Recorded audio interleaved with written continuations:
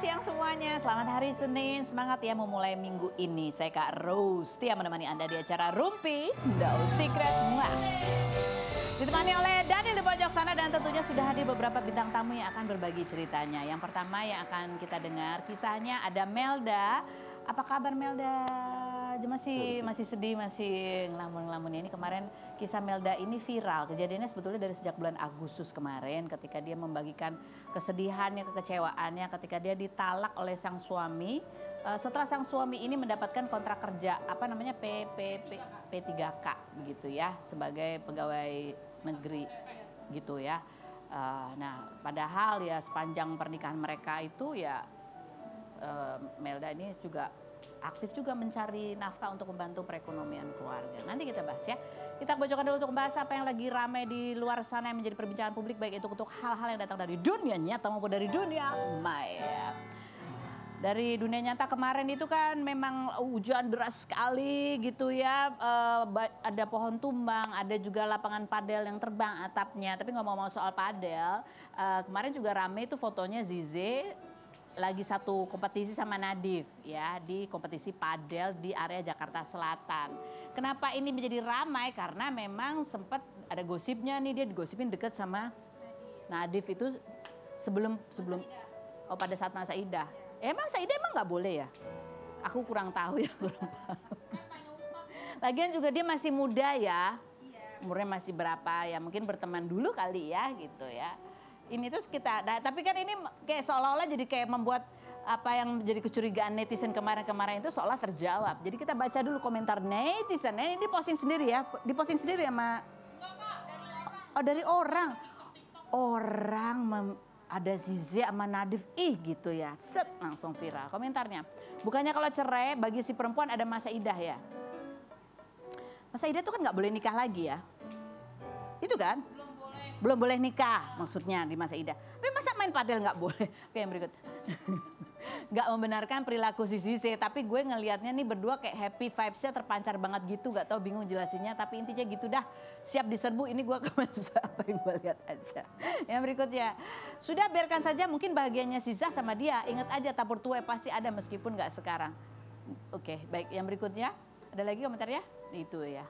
Tadi dia menarik nih, kenapa selain bahwa dia sama si Nadif itu, bahwa seharusnya tuh katanya si Zize itu harusnya ada di kompetisi yang di daerah Jakarta Barat, yang lapangan padelnya kemarin atapnya terbang ketiup angin gitu nih. Aziza withdraw, katanya dia mengundurkan diri, alasannya adalah dari acara Prime Celebrity Padel karena injury. Tapi tadi di lapangan padel dia kelihatan pakai baju olahraga, nggak kelihatan dia padel sih, mungkin dia memang injured. Iya, tapi dia pakai baju olahraga. Biar sama yang lain kan, yang lain pakai baju. Nih di kompetisi itu di Jakarta Barat itu juga viral ya, karena ada beberapa artis juga yang ada di Prime Celebrity Padel itu, competition itu, yang lapangannya terbang. Nih ada salah satunya ada Kinos ya. Ini ada sebetulnya di kompetisi itu, tapi rally panjang sebelum kejadian atap ambruk. Tia Aristia juga ada. Sesaat setelah aku, suami, anak-anak selesai makan di kafe dan pulang, tiba-tiba kejadian ini. Bismillah, nggak ada yang kenapa-kenapa ya. Ada videonya, coba kita lihat dulu yang berikut ini. Dari pihak penyelenggaranya juga mengeluarkan press release begitu ya, bahwa turut prihatin dan terjadi insiden robohnya bagian area venue. Dan atas musibah ini seluruh pertandingan dan rangkaian acara di Prime Turnamen kami hentikan demi keselamatan seluruh peserta, penonton dan panitia. Dan alhamdulillah tidak ada korban jiwa begitu ya saat itu, dan memang sedang dievaluasi juga mungkin bangunannya juga, dan memang kondisi kemarin itu anginnya memang luar biasa, ada kejadian juga pohon tumbang dan lain sebagainya gitu. Jadi ya mudah-mudahan kita semua dalam keadaan selamat ya. Ada komentar netizennya juga, ayo kita baca. Rancangan atapnya nggak kokoh, nyelakain orang demi profit and cash flow, bahaya, ambil kesempatan saat tren boleh asal bertanggung jawab. Produksi Project FOMO, kejar momen, perhitungan struktur pasti ada yang dilewatkan mungkin loh ya, katanya gitu. Yang berikutnya kayaknya itu yang habis main trauma seumur hidup. Yang berikut ada lagi, soalnya di dalam itu memang itu banget, apalagi kan besi-besi itu jatuh, aduh gila serem banget sih ya. Oke baik, kita menuju ke bintang tamu kita yang pertama, ada Melda Savitri. Kita lihat dulu profilnya berikut ini. Baik, Baik, kita sudah bersama dengan Melda Safitri. Kita ketemu langsung nih dari sejak videonya viral beberapa saat lalu. Ini ada artikelnya ya, 5 fakta pilu pernikahan Melda Safitri diceraikan 2 hari sebelum suami dilantik PPPK. Begitu ya. Ini pada saat suami ini proses daftar-daftar untuk P3K itu udah menjadi obrolan lama buat kalian sekeluarga, rencana bahwa suami mendaftar itu. Iya. Waktu gimana maksudnya? Maksudnya waktu suami daftar ini nih, P3K. P3K ini, itu rencananya udah lama memang? Iya, udah lama. Karena kan kebetulan ada pemutihan untuk para honor gitu kan. Jadi suami sudah honor selama 12 tahun gitu kurang lebih. Ini kan 2 hari sebelum dia dilantik. Sebelumnya kamu udah tahu belum bahwa akan keluar nih SK-nya dia dilantik? Sudah. Kamu sudah tahu? Sudah tahu. Dan ini kan awal mula keributan sampai dia akhirnya menalak cerai, itu kalau dari cerita kamu memang gara-gara dia pulang karena nggak ada makanan gitu? Ya memang betul, dia pulang sebelumnya memang udah capek-capek mungkin ya, terus pulang ke rumah nggak ada makanan gitu. Terus dia tanya ke anak, udah makan belum Isra katanya kan. Anak jawab, belum ya katanya. Tapi si anak ini kenapa nggak mau makan, kenapa si anak ini belum makan, karena kan saya jualan gitu, jualan goreng-gorengan gitu. Jadi ketika saya jualan, anak, "Ma, aku pingin itu, aku pingin ini." Makan, jadi dia udah kebanyakan makan jajan, jadi dia nggak mau makan nasi. Jadi ya udahlah gitu. Tapi pas sayanya pulang, karena nggak ada ikan gitu kan, dia tanya ke anak, udah makan belum. Jadi dari situ dia mulai dongkol gitu. Tapi sebenarnya pun kenapa saya belum kenapa tidak ada hidangan di atas meja itu ya karena memang tidak ada bahan yang untuk dimasak gitu. Tidak ada bahan untuk dimasak. Iya. Kejadian seperti ini kamu di rumah terpaksa tidak ada bahan untuk dimasak itu sering terjadi? Ya hampir sering, tapi suami tahu nggak kalau nggak ada bahan yang dimasak gitu? Iya tahu, tapi karena kami saya dengan suami itu gini, terkadang kalau sama dia tidak ada, saya usahakan saya cari gitu. Kamu nggak pernah ngomong kalau uang belanja kurang, nggak bisa beli bahan, gitu kan pernah ngomong sama suami? Beliau tahu. Beliau tahu? Tahu. Tapi? Tapi ya gimana kan, mungkin beliau kok udah berusaha gitu, tapi juga belum ada rezeki gitu. Jadi kamu selalu membantu gitu ya? Karena saya pun sebelum nikah itu memang hobi jualan gitu. Memang hobi jualan, jadi kamu senang bekerja. Senang membantu dia, juga senang bekerja. Oke.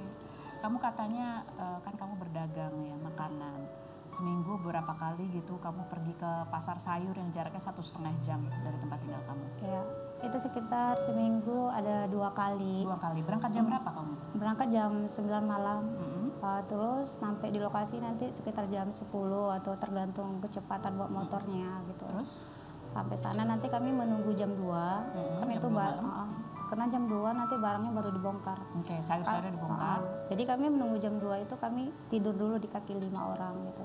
Ada juga teman lainnya. Jadi kamu tidur dulu di kaki 5 gitu sambil nunggu sayur dibongkar. Sampai rumah jam berapa? Nanti sampai rumah itu berangkat dari tempat beli sayur itu udah selesai dari jam 5 pagi, jam 5 subuh langsung pulang. Nanti sampai rumah tuh sekitar udah jam 6 atau ini kalau dari dari belanja nggak langsung ke rumah, langsung ke pajak. Nah, langsung ke pajak terus langsung jualan. Oh, langsung jualan. Jadi kamu nggak pulang lagi? Enggak. Paling nanti kalau pulang mau ngambil kebutuhan apa, timbangan gitu kan.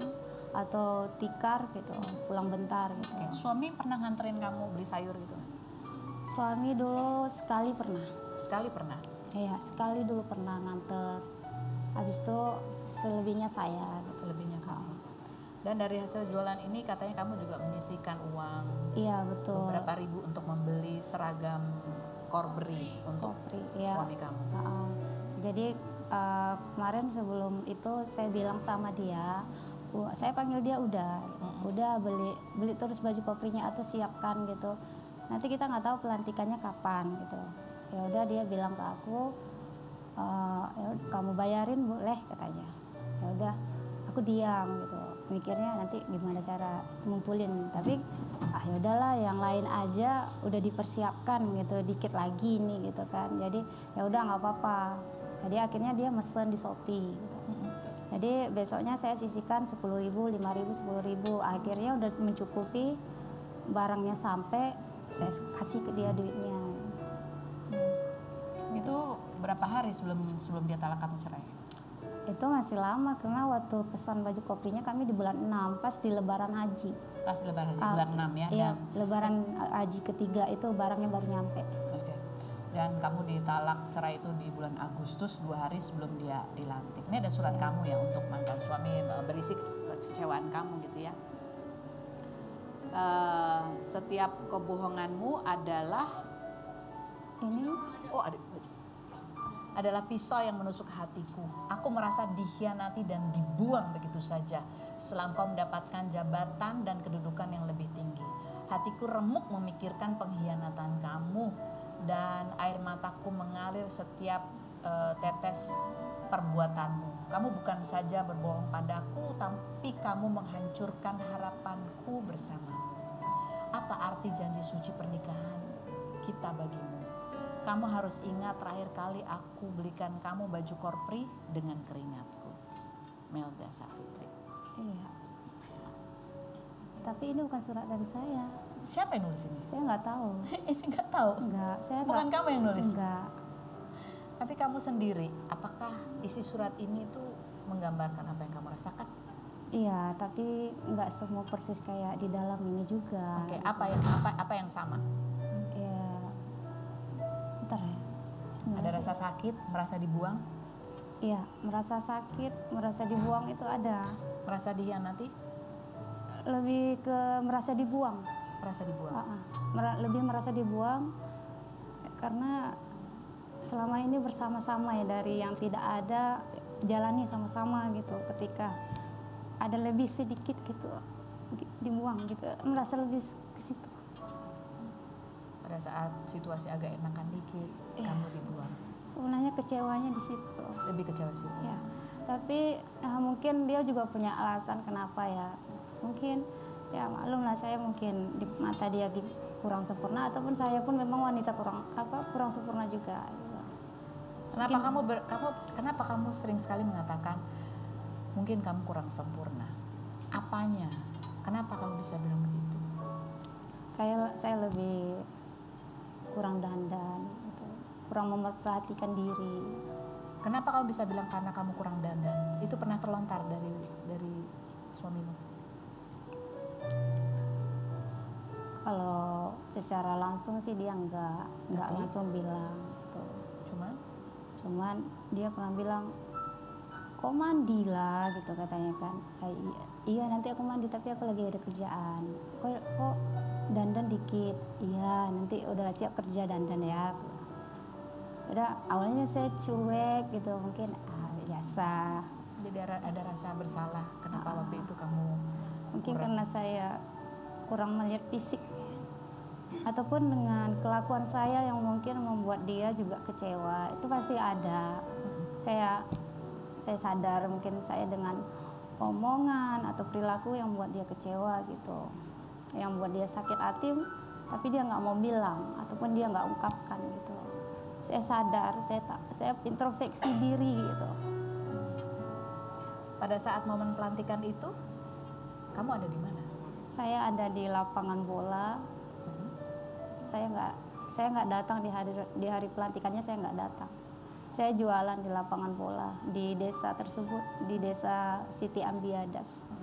Kamu lihat dari jauh? Hah? Kelihatan pada saat pelantikan tuh kamu melihat dari jauh? Enggak, karena lokasinya beda.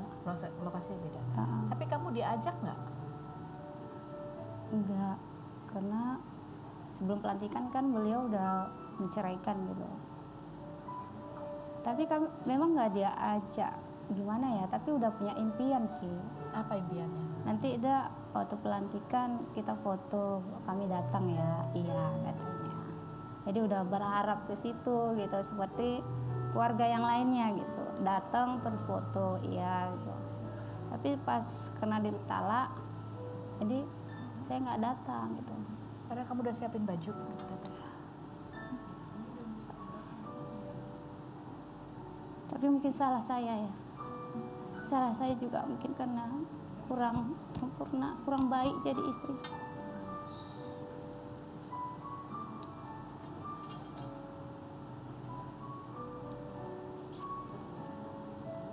Ada foto juga nih, aku nggak tahu siapa yang upload ya. Ini foto kamu sebelum menikah dan sesudah menikah. Aku sebelum cari cabai busuk, ini sesudah. Ini kamu kah yang posting atau yang lain? Iya, ini saya. Oh, maksudnya kalau foto saya yang upload, tapi kalau yang memadukan itu saya kurang tahu siapa. Oke. Kalau Kamu kalau lihat kamu yang dulu nih, dan kamu ketika harus ikut membantu keuangan rumah tangga, ngurus anak, apa yang kamu rasain ketika melihat ini perubahannya? saya gimana ya, sedih ada, tapi udahlah, di masa gadis kan udah cantik-cantik, udah gini gitu, udah cantik, udah fashion, udah yang namanya nanti nih karena udah nikah, faktor ekonomi, ya udahlah gini dulu nggak apa-apa gitu, nggak ada rasa kecewa, enggak, yang penting jalanin gitu. Oke. Jadi yang ada adalah rasa sakit karena merasa dibuang setelah kondisi agak enakan dikit gitu ya. Ya, Dan kecewa. ada lagi pun rasa bersalah. Sangat. Tidak ada rasa marah. Awalnya ada gitu. Tapi setelah kesini saya coba introspeksi diri, ya saya salah juga gitu.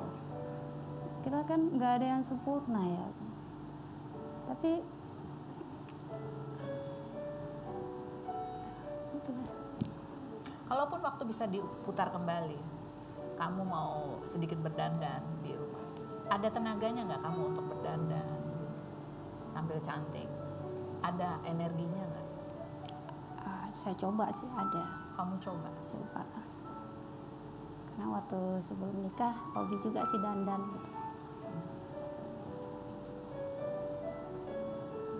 Ini ada video yang kamu viral gitu ya. Kita lihat yang berikut. Ini kan yang viral juga yang menjadi perhatian adalah bahwa tetangga-tetangga kamu gitu ya, pada saat kamu pulang ke rumah orang tuamu gitu, amat sangat mensupport kamu gitu ya, mengharap kamu udah bikin happy dirimu, blow up gitu. Mereka tahu kisahmu. Sangat tahu. Sangat tahu. Ya. Bagaimana mereka tahu? Kadang itu kan mereka tetangga gitu. Kadang saya datang ke salah satu tetangga curhat gitu. Dan terkadang ada juga mereka melihat dengan sendirinya gitu. Apa yang mereka lihat? Yang mereka lihat itu ya apa ya? Mereka lihat saya tuh ditinggalkan gitu. So mereka lihat sehari-harian kami itu ketika tidak terlalu memadai kebutuhan gitu waktu setelah ditinggalkan ya. Jadi mereka kasihan, apalagi kebetulan kemarin begitu saya ditinggalkan, saya itu jualan depan rumah gitu. Jadi mereka sering datang ke rumah, support saya, terus sering beli makanan saya gitu. Jadi mereka lihat gitu. Habis itu juga mereka kasih dukungan, udahlah Kak, sabar. Dan memang mereka sebaik itu dan mendukung itu sehari-hari. Ke depan, dan kamu sempat ada berita nih ketika berita ini viral, dia mengatakan bahwa suami kemudian udah dipecat, tapi ternyata tidak benar seperti itu ya. Tapi untuk kamu sendiri, untuk kehidupan kamu ke depannya ini, kan katanya ya sudah bulat tekad suami untuk bercerai, betul ya? Kamu sendiri, rencanamu ke depan untuk hidupmu apa? Untuk kehidupan ke depannya bersama anak-anak, saya ingin membuka usaha untuk kebutuhan kami dengan anak-anak dan untuk menjadi yang lebih baik, untuk bertanggung jawab dengan anak dan bekerja keras untuk masa depan anak. Kalau disuruh mengulang kembali pernikahan kamu, apa yang tidak akan lagi kamu lakukan?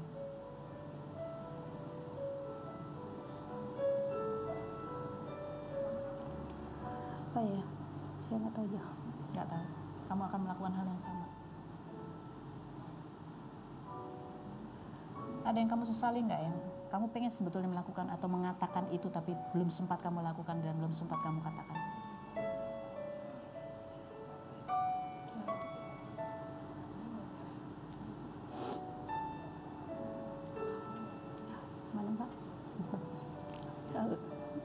penyesalan?